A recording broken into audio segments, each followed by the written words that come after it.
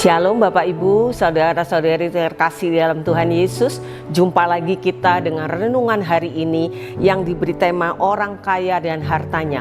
Kalau Bapak Ibu membaca secara lengkap di Matius 19 ayat 16 sampai ke 26.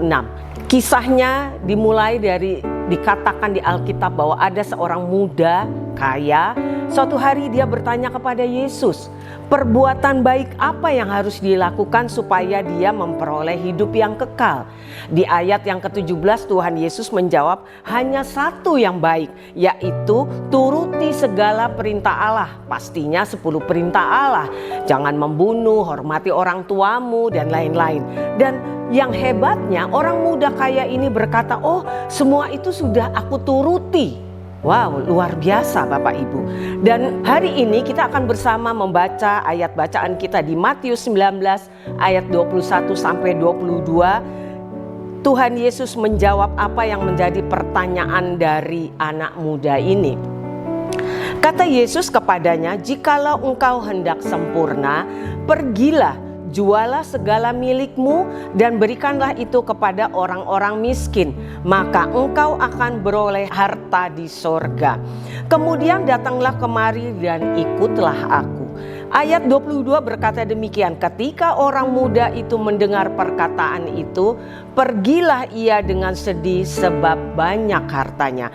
Bapak Ibu, kemungkinan kalau menurut bahasa saya, orang muda yang kaya ini dia dengan sedih hati, dia tidak mau ikut Yesus karena dia berpikir bahwa dia menangkap mentah-mentah kalimat Tuhan Yesus itu. Contohnya, mungkin dia berpikir, loh aku sudah hidup enak dengan hartaku, lalu tiba-tiba disuruh dijual, berikan kepada orang miskin dan mengikuti Yesus. Mungkin dia tahu mengikuti Yesus, Yesus itu tidak punya tempat tinggal yang tetap.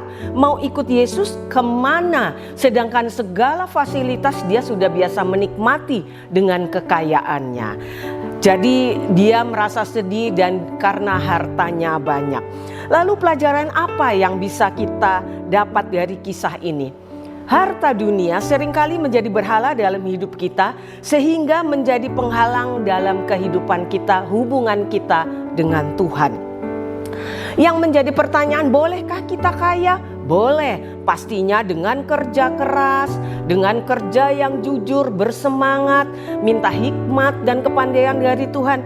Tapi yang jadi masalah kadang-kadang fokus kita bukan bekerjanya tapi memperoleh kekayaan dan kekayaan. Ini yang Tuhan gak setuju.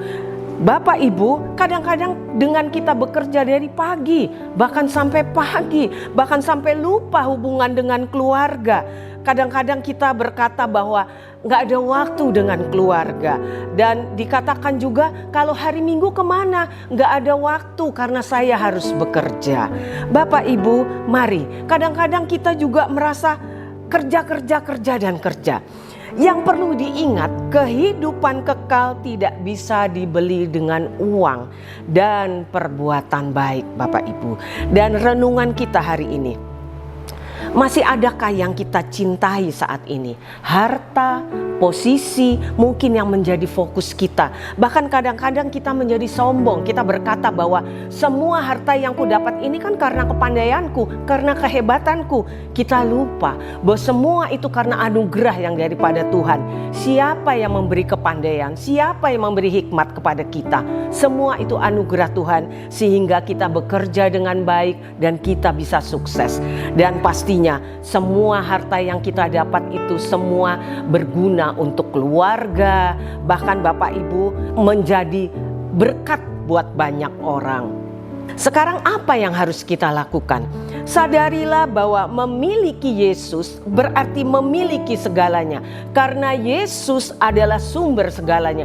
Dia pencipta langit, bumi dan seisinya. Dia yang memberi hidup kepada engkau dan aku. Dia adalah segalanya. Yesus adalah segalanya. Dia sumber berkat kita. Dia sumber pertolongan kita.